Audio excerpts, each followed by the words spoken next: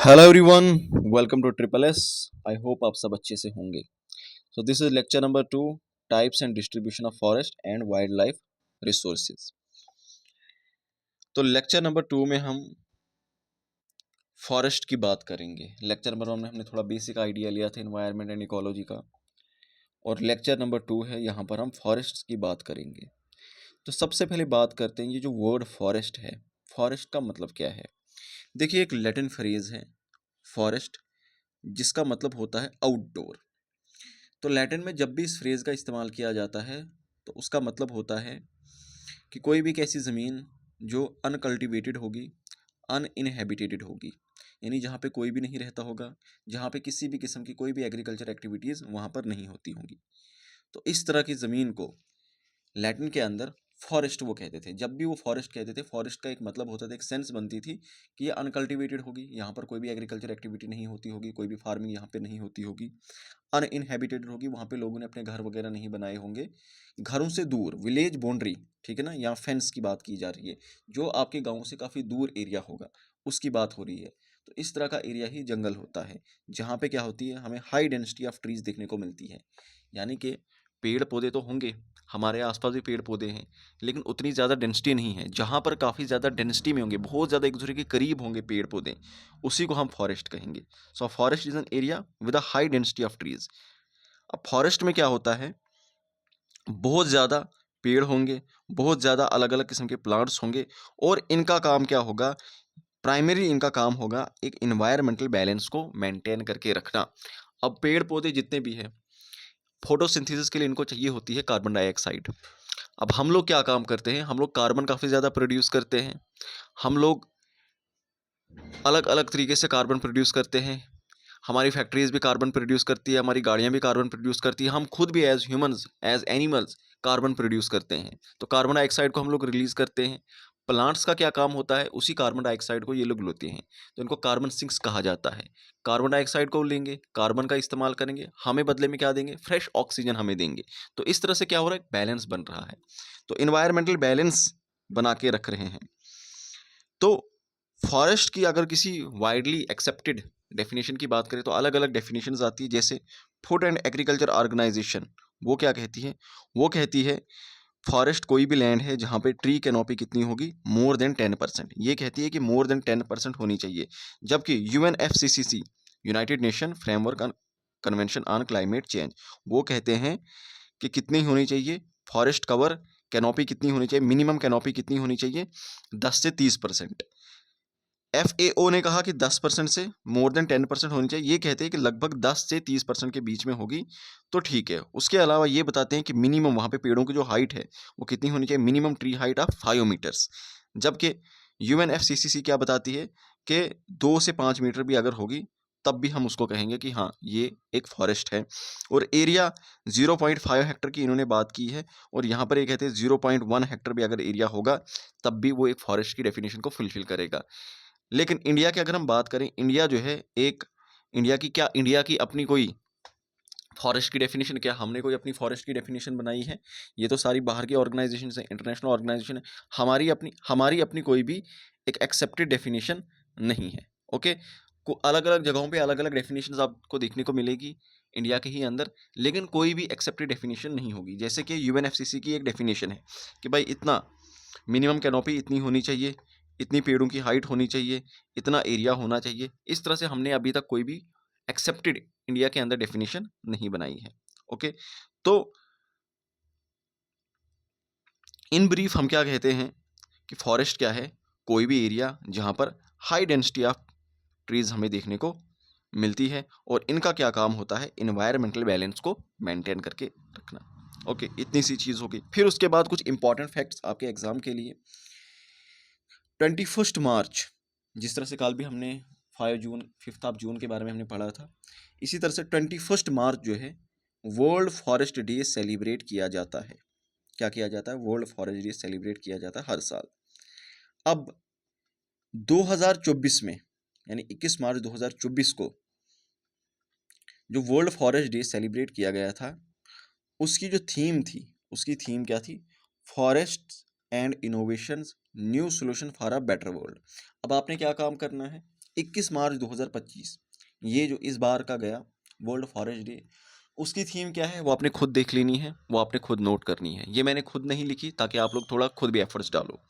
Okay, तो 21 मार्च 2025 की आपने थीम याद रखनी, 24 और 25 की दोनों की याद रखनी। जैसे मैंने आपको कहा था कि 5 जून 2024 और 2025 दोनों पिछले साल की भी इंपॉर्टेंट होती है और जिस साल आप एग्जाम दे रहे हो उस साल की भी इंपॉर्टेंट होती है थीम। ओके, अब ये तो इंटरनेशनल डे है, इंटरनेशनल वर्ल्ड फॉरेस्ट डे 21 मार्च को सेलिब्रेट किया जाता है। इसी तरह से इंडिया के अंदर हमने अपने लेवल पे भी फॉरेस्ट डे सेलिब्रेट करना शुरू किया था, जिसको वन महोत्सव बताया जाता है। तो वन महोत्सव का मतलब क्या है? Forest festival. तो इसमें क्या किया जाता है, ये इंडिया का है, ये हमने अपना लोकल इनिशिएटिव लिया है। ये के एम मुंशी जी ने 1950 में स्टार्ट किया, जो उस टाइम के minister of agriculture and food थे, अवेयरनेस फैलाने के लिए कि ये फॉरेस्ट कितनी ज़्यादा इंपॉर्टेंट है हमारे लिए। अब आप देखोगे थोड़ी देर के बाद हम मूवमेंट्स के बारे में पढ़ेंगे। इंडिया में लोगों को पहले से ही, जो आम पब्लिक थी, जो जनरल मासेस थे, उनको पहले से ही इंपॉर्टेंस के बारे में मालूम था। तो और उसको अवेयर करने के लिए, उस अवेयरनेस को और सेपरेट करने के लिए 1950 के अंदर के एम मुंशी जी के द्वारा ये वन महोत्सव फॉरेस्ट फेस्टिवल शुरू किया गया था। ओके, और ये कब चलता है? ये जुलाई के टाइम पे चलता है, पहले हफ्ते, जुलाई का जो पहला हफ्ता होता है उसको हम फॉरेस्ट फेस्टिवल के तौर पे सेलिब्रेट करते हैं। हो गई इतनी चीज़। फिर उसके बाद कुछ और इंपॉर्टेंट फैक्ट, दुनिया का जो सबसे बड़ा फॉरेस्ट है, the largest forest in the world, वो कौन सा? वो है अमेजॉन रेन फॉरेस्ट, जो आपके साउथ अमेरिका में फैला हुआ है। ये साउथ अमेरिका है। यहाँ पर साउथ अमेरिका में आप देखोगे बहुत सारी ये कंट्रीज, लगभग लगभग जो है, लगभग नहीं बल्कि टोटल 9 कंट्रीज, टोटल 9 कंट्रीज हैं जिनमें ये फैला हुआ है अमेजॉन रेन फॉरेस्ट। तो यहाँ पर आप देखो, ये आपको दिखाई दे रहा है, ये तो कुछ वर्ल्ड मैप है, और यहाँ पर ये वाला जो एरिया आ जाएगा साउथ अमेरिका का, ये एरिया ऊपर वाला लगभग पूरा north south America, south America का नॉर्थन हिस्सा अमेजॉन रेन फॉरेस्ट ने कवर करके रखा। और इसमें जो मैक्सिमम एरिया आता है वो ब्राज़ील का आता है। ओके, तो South America primarily in Brazil, और उसके बाद Peru, Colombia, Venezuela, Ecuador, Bolivia, Guinea, Suriname, French Guiana, ये वाले जो ऊपर वाली जितनी भी कंट्रीज़ हैं, इन सब में अमेजॉन रेन फॉरेस्ट आपको फैला हुआ देखने को मिलेगा। अब ये इतने बड़े हैं, इतने बड़े हैं, अब इतने ज़्यादा पेड़ हैं, ये लगभग 20% ऑक्सीजन जो है दुनिया को सप्लाई करती है। यानी हम जो ऑक्सीजन कंज्यूम करते हैं पूरी दुनिया में जितनी भी ऑक्सीजन है, उसका 20% तो सिर्फ अमेजॉन रेन फॉरेस्ट से ही आता है। तो इतनी ज़्यादा ऑक्सीजन सप्लाई करते हैं, इसीलिए इनको क्या बताया जाता है? लंग्स ऑफ द अर्थ इनको बताया जाता है। ज़्यादा डेंसिटी होने की वजह से, अब जितने ज़्यादा पेड़ होंगे उतने ज़्यादा वो कार्बन को कंज्यूम करेंगे, तो लगभग 150 से लेकर 200 बिलियन टन का जो कार्बन है वो स्टोर करते हैं ये अमेजॉन रेन फॉरेस्ट, इसीलिए इनको कार्बन सिंक बताया जाता है। ओके, तो फॉरेस्ट कवर ज़्यादा होने की वजह से कार्बन सिंक है, ऑक्सीजन सप्लाई करते हैं, लंग्स ऑफ द अर्थ कहते हैं इनको। और यहाँ पर क्या है, एक बहुत रिच बायोडाइवर्सिटी भी हमें यहाँ पर देखने को मिलते हैं। दुनिया की अलग अलग तरह की यहाँ पर प्लांट एंड एनिमल स्पीशीज यहाँ पर पाई जाती है। ओके, लगभग 6.7 मिलियन स्क्वायर किलोमीटर का ये टोटल एरिया है। ओके, और इसके बाद जो अब ये रहा दुनिया का सबसे बड़ा फॉरेस्ट। दुनिया का सबसे बड़ा फॉरेस्ट कौन सा आ गया? Amazon rain forest. उसके बाद कौन सा आता है? उसके बाद आता है टियागा, बोरियल फॉरेस्ट भी जिनको कहते हैं। फिर इसी तरह से Congo basin, temperate rain forest, new Guinea rain forest, ये अलग अलग फॉरेस्ट आते हैं जो इसके बाद आते हैं। ठीक है, तो अमेजॉन रेन फॉरेस्ट ये तो आ गया दुनिया का सबसे बड़ा फॉरेस्ट। और इसमें भी अगर पूछा जाएगा कौन सा है, तो ट्रॉपिकल रेन फॉरेस्ट, आगे जाकर हम इनकी अलग अलग टाइप्स पढ़ेंगे। फिलहाल के लिए इतना याद रखो, अमेजॉन दुनिया का सबसे बड़ा फॉरेस्ट है। ओके, उसके बाद कौन सा आता है? टाइगा, जिनको बोरेल फॉरेस्ट भी बताया जाता है। ये दुनिया का लार्जेस्ट फॉरेस्ट बायोम है ये। अब बायोम क्या होता है, ये बायोम मैं आपको अलग से पढ़ाऊंगा थोड़ी देर के बाद, फिर आपको समझ आ जाएगा। थोड़ी देर के बाद ही, इनफैक्ट तीसरे लेक्चर में बायोम के बारे में हम लोग पढ़ेंगे। तो अमेजोन के बाद कौन सा आता है? अमेजोन के बाद आ जाएगा टियागा। आप बस ऐसे याद रख लेना, अमेजोन है, अमेजोन के बाद टियागा या बोरेल फॉरेस्ट। अमेजोन तो हमने देखा साउथ अमेरिका में है, और इसमें भी प्राइमरली कौन सी कंट्री आती है? ब्राज़ील आ जाएगी। अब ये टाइगा कहाँ पर है? ये आ जाता है आपका जो पोलर रीजन है ऊपर अर्थ का, उसके नीचे फिर शुरू हो जाएगा आपका टायागा। ये आ जाएगा रशिया वाला एरिया, ये आ जाएगा कनाडा वाला एरिया। तो रशिया, कनाडा, ऊपर ऊपर वाले जो एरिया हैं, जो पोलर रीजन के साथ लगते हुए एरिया हैं, ये आ जाएंगे इसके अंदर। इसी तरह से फिर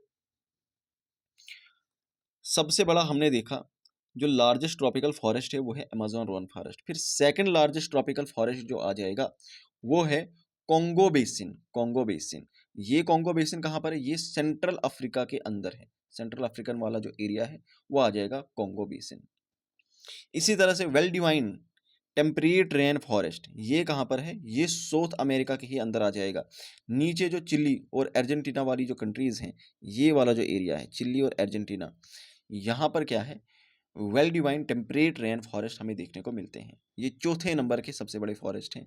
और पाँचवें नंबर पे जो फिर आते हैं, ये कौन से? ये है न्यू गिनिया रेन फॉरेस्ट, जो कहाँ पर है? जो न्यू गिनिया के अंदर है। ठीक है, so world second largest island, जो दुनिया का दूसरा सबसे बड़ा है आइलैंड है ग्रीनलैंड के बाद, न्यू गिनिया रेन फॉरेस्ट, वहाँ पर ये हमें देखने को मिलते हैं। ओके, सो सबसे बड़ा अमेज़न, उसके बाद टैगा, उसके बाद कॉन्गो, उसके बाद वेल्डिवाइन, उसके बाद न्यू गिनिया। तो अगर इनको क्रोनोलॉजिकल ऑर्डर में अरेंज करने को बोला जाएगा एग्जाम के अंदर, तो आपको ये अरेंज करना आना चाहिए।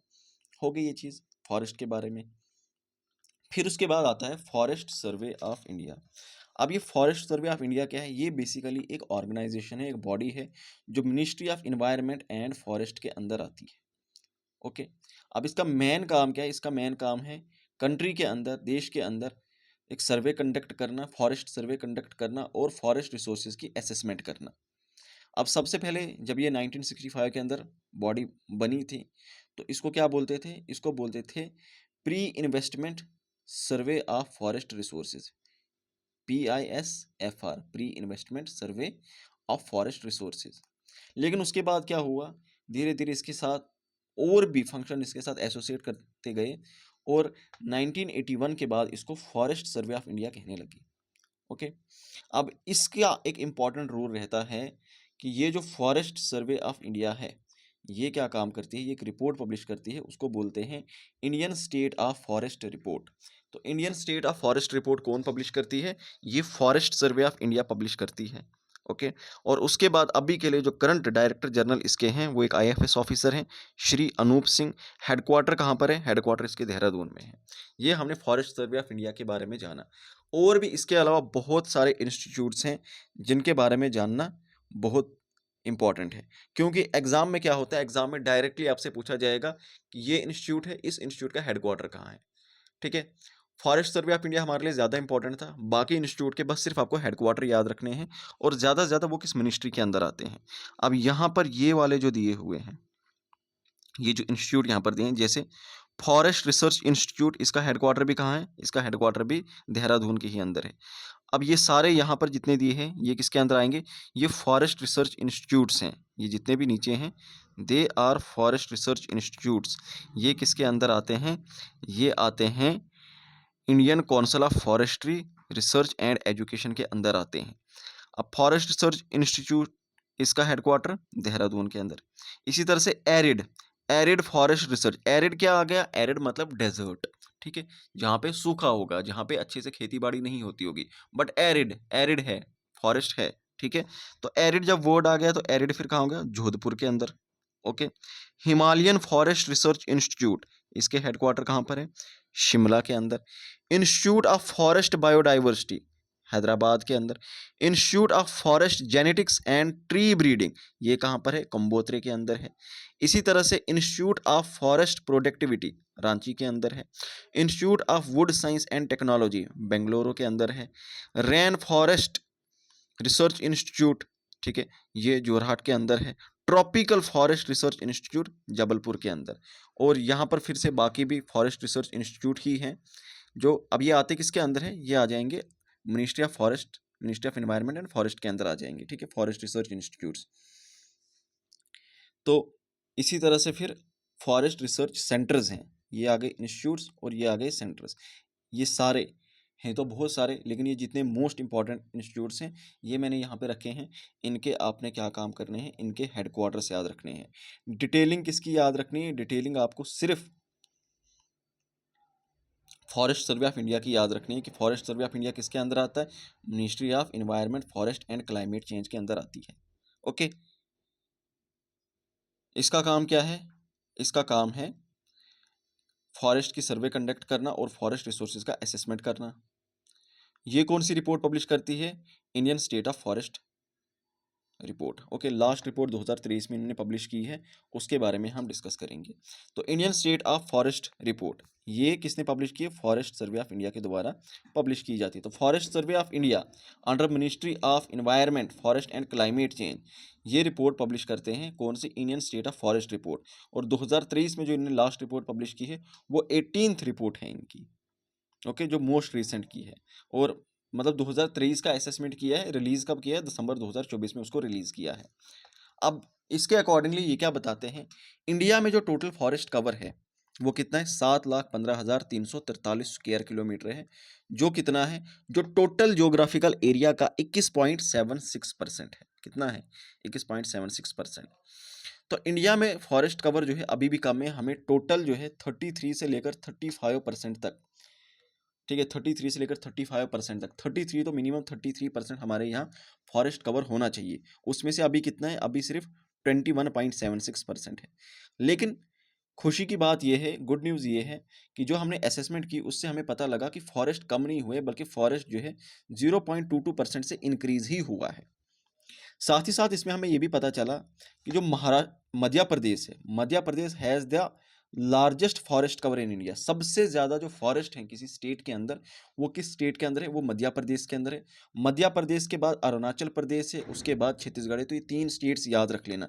सबसे ज़्यादा फॉरेस्ट कवर किसके अंदर है? मध्य प्रदेश के अंदर है। टॉप 3 स्टेट्स मध्य प्रदेश, उसके बाद है अरुणाचल प्रदेश, उसके बाद है छत्तीसगढ़। ओके, फिर अगर ये देखा जाए, while considering the percentage of forest area of total geographical area, total geographical area के कंपैरिजन में अगर किसी स्टेट का या किसी यूनियन टेरिटरी का एरिया देखा जाए तो लक्षद्वीप में अपना, लक्षद्वीप का जो अपना एरिया है, अपने एरिया के कंपैरिजन में 91.33%, लगभग 92% लेकर चलो। यानी कि अगर मैं इसको लक्षद्वीप मानूं तो लगभग इतना जो एरिया है ये पूरा का पूरा एरिया फॉरेस्ट में होगा। ये पूरा का पूरा एरिया, और बस ये थोड़ा सा एरिया फॉरेस्ट के अलावा होगा।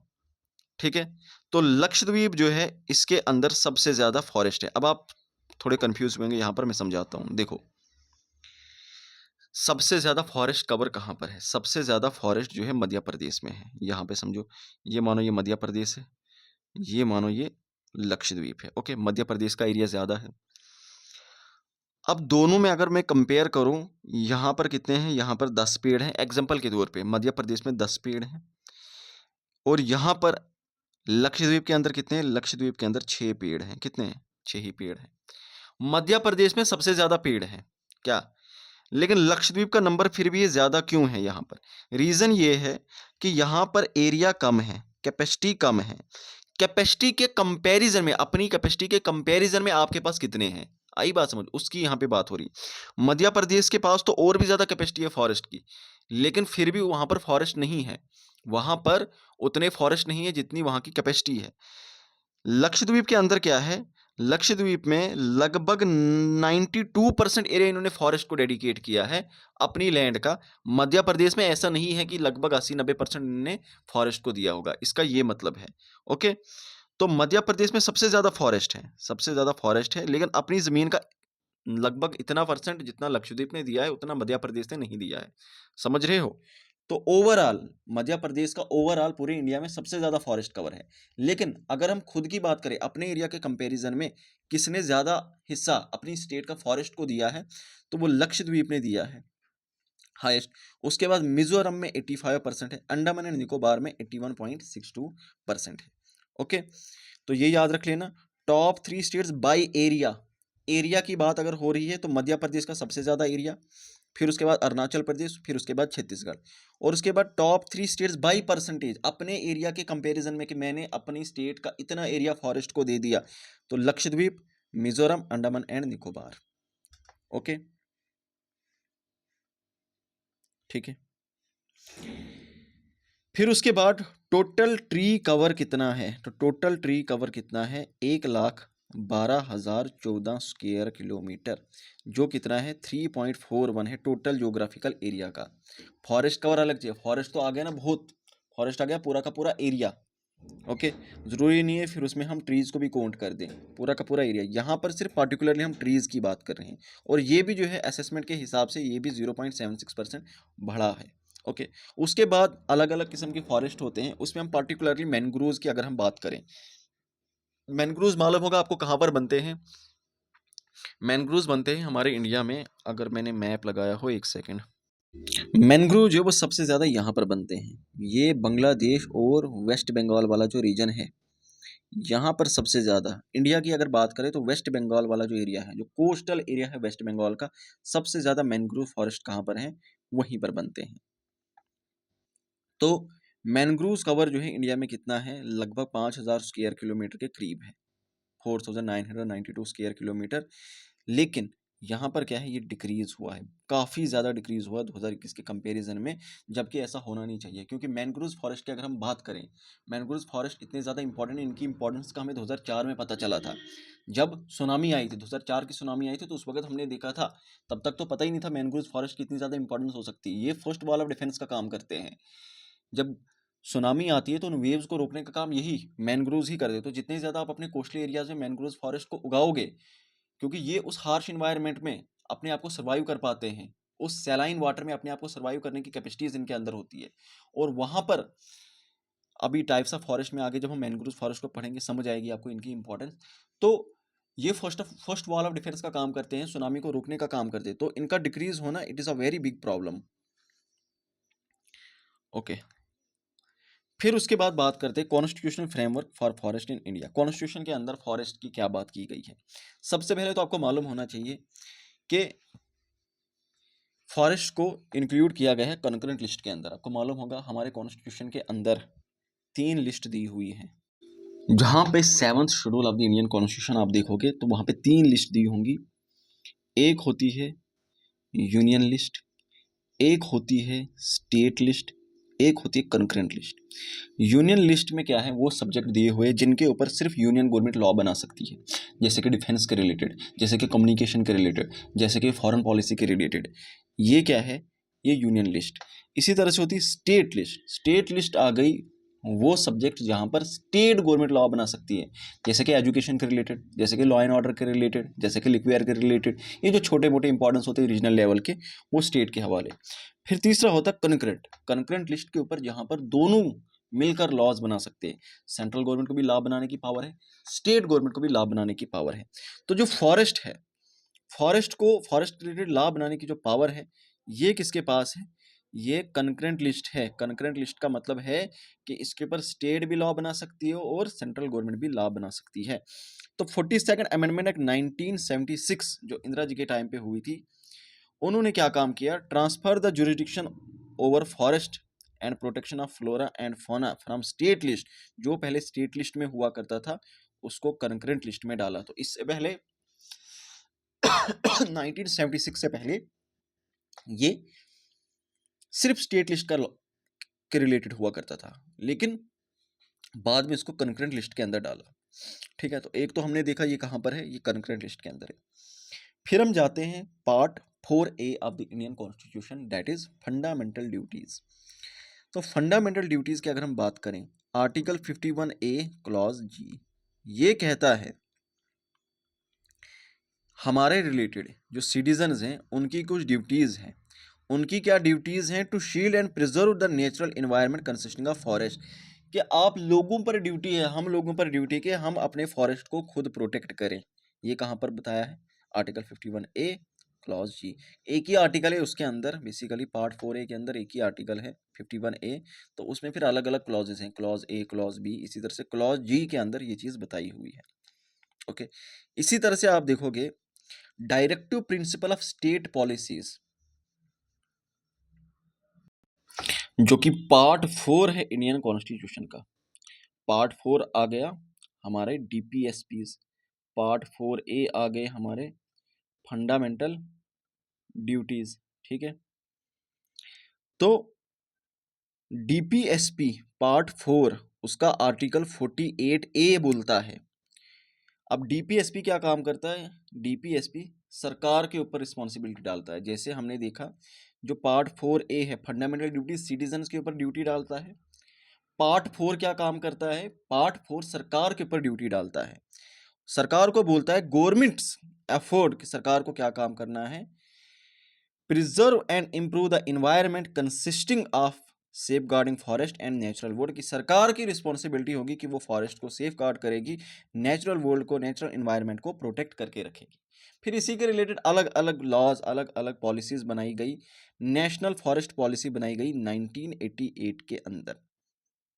ओके, इसके अंदर क्या काम किया गया, इसके अंदर प्रियोरिटी दी गई इन्वायरमेंटल को, इन्वायरमेंटल इक्विलिब्रियम, लाइवलीहुड इन्हेंसमेंट, कि इन्वायरमेंट का बैलेंस, इन्वायरमेंटल बैलेंस बनाया जाएगा, फॉरेस्ट्स को प्रोटेक्ट किया जाएगा। और इसी के अंदर बताया गया कि इंडिया को टोटल मिनिमम, इंडिया को 33% का एरिया जो है फॉरेस्ट का मेंटेन करना पड़ेगा, जो अभी के लिए कितना है, जो अभी के लिए कितना है, जो 21.76 है, लेकिन हमें कितना चाहिए, हमें 33% चाहिए। तो अभी अगर 21% है तो अभी हमें कितना चाहिए, लगभग अभी 12% हमें और बनाना है, which is a very big challenge.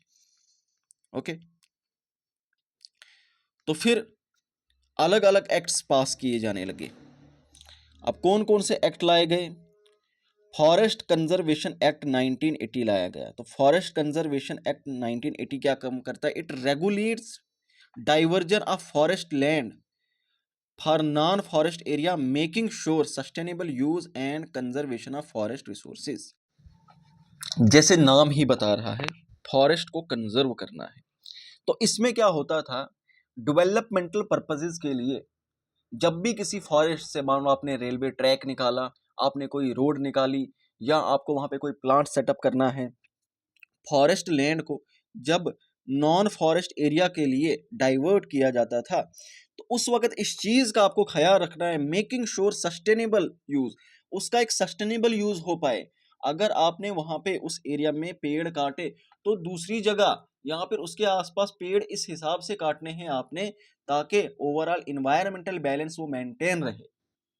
जिस तरह से सेंट्रल विस्टा प्रोजेक्ट के लिए आपको मालूम होगा, इन्वायरमेंटल क्लियरेंस में इशू आ रहा था, जब नया पार्लियामेंट बनाया जा रहा था, तो फिर सेंट्रल गवर्नमेंट को एक बहुत बड़ी तादाद में बहुत ज्यादा पेड़ लगाने पड़े थे उस एरिया के अंदर, ताकि लोकल इकोलॉजी को हार्म ना कर सके हम। तो यही इसका मतलब होता है, ये एक्ट इसीलिए लाया गया था कि अगर डेवलपमेंटल पर्पज के लिए आप फॉरेस्ट लैंड को इस्तेमाल कर रहे हो, फिर आपको इस तरह से उस लैंड का इस्तेमाल करना है, ताकि ओवरऑल इकोलॉजी जो है वो मेंटेन रह सके, जो इकोलॉजिकल बैलेंस है वो हार्म ना हो। इन्वायरमेंटल प्रोटेक्शन एक्ट 1986, इनकी डेट भी पूछी जाती है, डेट्स मैच करने के लिए कभी कभी क्वेश्चन दिए जाते हैं। इन्वायरमेंटल प्रोटेक्शन एक्ट EPA 1986 बहुत ही पॉपुलर है, is an umbrella legislation. Umbrella legislation का मतलब होता है जिसके अंदर बहुत सारे लॉ एक है, लेकिन उसके अंदर बहुत सारे रेगुलेशंस होंगे, बहुत सारे रूल्स होंगे। ये क्या काम करता है, अब ये डिटेल में पढ़े जाने वाला एक्ट है, इसको हम डिटेल से करेंगे। Under which various rules and notification have been framed and issue to take different dimension of the forest, ये भी फॉरेस्ट को कंजर्व करने के लिए ही बनाया गया है, जिसके अंदर बहुत सारे रूल्स और रेगुलेशंस बताए गए हैं। ये बहुत डिटेल्ड एक्ट है। ये दो एक्ट काफ़ी पॉपुलर है, इन्वायरमेंटल EPA 1986 और wild life protection act WPA 1972। इसके अंदर क्या बताया गया है, इसके अंदर प्रोटेक्शन प्रोवाइड की गई है बहुत सारे फ्लोरा, बहुत सारे फोनाज को, ताकि एक network of ecologically important protected areas का बनाया जा सके। तो wild life protection, wild life का मतलब ही है कि जो भी जीव जंतु हैं, जंगली पशु, उनको प्रोटेक्ट किया जा सके। सो इट एम्पावर्स, दोनों को एम्पावर करता है, सेंट्रल एंड स्टेट गवर्नमेंट को, किसी भी एरिया को wild life sanctuary, national park declare कर सकते हो। तो अगर एग्जाम में ये पूछा जाएगा कि किसी भी एरिया को नेशनल पार्क डिक्लेयर करना या किसी भी एरिया को वाइल्ड लाइफ सेंचुरी डिक्लेयर करना, ये पावर किस एक्ट के अंदर है, तो ये वाइल्ड लाइफ प्रोटेक्शन एक्ट 1978 के अंदर है। और यही एक्ट जो है, it prohibits hunting of animals, आप जंगली जानवरों को हंट नहीं कर सकते हो। अगर इन केस आपको करना भी है, कुछ एक्सेप्शनल्स होती हैं, with permission of N authorised officer, जो एक ऑफिसर जिसको पावर दी गई होगी, जो एक ऑथराइज्ड ऑफिसर होगा, फॉरेस्ट ऑफिसर होगा, उसकी परमिशन के बगैर आप ऐसा नहीं कर सकते। When animals has become so dangerous to human life और प्रॉपर्टी, जब वो बहुत आदमखोर बन जाएगा, वो रोज रोज आकर वहां पर जंगली जानवर वो रोज रोज आकर वहां पर शिकार करते होंगे, या फिर इसी तरह के कुछ अनएक्सेप्शनल सिचुएशंस होंगी, वहां पर आप शिकार कर सकते हो। अदरवाइज आप बिला वजह अपने शौक के लिए या अपने इकोनॉमिक बेनिफिट के लिए आप जानवर का शिकार नहीं कर सकते हो। ठीक है। और फिर उसके बाद जो है पूरी की पूरी पॉलिसी, नेशनल फॉरेस्ट पॉलिसी, जिसके बारे में मैंने अभी बात की, ये सरकार ने बनाई थी। फॉरेस्ट्री इंस्टीट्यूशंस ये हमने देख लिए। United Nations forum on forest. अब United Nation forum on forest जो है, ये जो फोरम है, फोरम का मतलब होता है जहाँ पे मीटिंग होती है, जहाँ पे बातचीत होती है किसी चीज़ को लेकर। इसको बनाया गया था 2000 में, 2000 में इसको बनाया गया था to promote sustainable management, conservation and development of all type of forest. तो यहाँ पर क्या है, इंडिया की अगर हम बात करें, क्या इंडिया इसका मेंबर है? इंडिया इसका फाउंडिंग मेंबर है। यानी जब 2000 में बनाया गया था तो India was among the first countries जिन्होंने इसको ज्वाइन किया था, जब इसको अक्टूबर 2000 में बनाया गया था। Okay, so the UNFF, United Nation forum on forest, ये जो है किसने बनाया था, क्रिएट किया गया था economic and social council of the United nation. तो यूनाइटेड नेशन की जो इकोनॉमिक और सोशल काउंसिल है उसके द्वारा ये वाली फॉरम बनाई गई थी। And it serves as a platform for the member state to discuss and coordinate action related to forest. Forest के रिलेटेड जो भी डिस्कशन करनी होगी, जो भी स्टेप्स लेने होंगे, वो इस फॉरम पे आकर आप लोग कर सकते हो, एमिंग टू स्ट्रेंथन, ताकि लॉन्ग टर्म पॉलिटिकल कमिटमेंट जो है वो यहाँ पे उसको स्ट्रेंथ किया जाए, ताकि फॉरेस्ट का एक सस्टेनेबल वे में इस्तेमाल किया जा सके। ओके, अब इसके कोई परमानेंट हेडक्वार्टर है नहीं, अब इसकी मीटिंग कहीं पे भी रखी जा सकती है, क्योंकि बेसिकली एक फोरम ही है, बस बातचीत करने के लिए एक प्लेटफॉर्म है। तो कोई एज इट इज़ कोई इस्टेब्लिश्ड बॉडी नहीं है बाकी ऑर्गेनाइजेशन की तरह। ओके, अब इन्होंने क्या काम किया, 2011 जो 2011 था उसको international year of forest declare किया है, या फिर forest for people. Important movements की अगर हम बात करें, आई थिंक ये लेक्चर लंबा हो जाएगा, आज के लिए काफ़ी है, इतना ही, आधा घंटे का लेक्चर काफ़ी होता है। तो इसके अलावा बाकी जो डिस्कशन है वो हम नेक्स्ट लेक्चर में करेंगे। अब ये मेरे पढ़ाने का तरीका थोड़ा, मैं काफ़ी डिटेल में चीज़ों को बताता हूँ, इसलिए आपको थोड़ी ये क्लासेस लंबी लगती होंगी। अदरवाइज़ ये नोट्स हम आपको प्रोवाइड कर देंगे, ये उतनी भी कोई लंबी चीज़ नहीं है, बेसिक चीज़ है, फैक्चुअल है सारा जो आपको याद रखना है। ओके, तो बाकी यही चीज़ें क्लास जब हम कोर्स में पढ़ाते हैं, कोर्स में तो एक क्लास ही कम से कम 1.5 घंटे की चली जाती है, 1.5 घंटे की मिनिमम क्लास होती है कोर्स में। तो वहाँ पर इन चीज़ों को हम और भी डिटेल में, जो हमारे कोर्स होते हैं पेड कोर्सेज, वहाँ पर और भी डिटेल में, लेकिन यहाँ पर भी मैं कोई कसर नहीं छोड़ रहा, अपनी तरफ से मैं पूरा जस्टिस करने की कोशिश कर रहा हूँ यहाँ पे। ठीक है, आज के लिए इतना काफ़ी है। Thank you so much, bye bye.